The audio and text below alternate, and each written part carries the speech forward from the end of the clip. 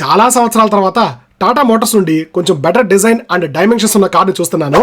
ఈ మాట నేను ఎందుకన్నానంటే, మీరు లాస్ట్ 5 years లో చూస్తే టాటా పంచ్ దగ్గర నుండి Nexon, Harrier, safari and recent గా రిలీజ్ అయిన కర్వ్ ఇవన్నీ కూడా ఫ్రంట్ సైడ్ నుండి చూడడానికి ఆల్మోస్ట్ సేమ్ డిజైన్ తో ఉంటాయి.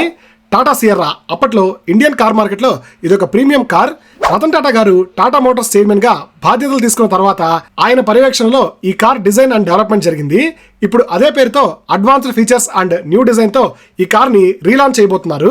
ఈ కార్ తోనే టాటా మోటార్స్ కొత్తగా డెవలప్ చేస్తున్న 1.5 litre 4 cylinder turbo petrol engine ని కూడా తీసుకొస్తారని చెప్తున్నారు. చూడాలి మరి. యాక్చువల్ గా టాటా కారులోనే ఆ ఇంజిన్ రావాల్సింది.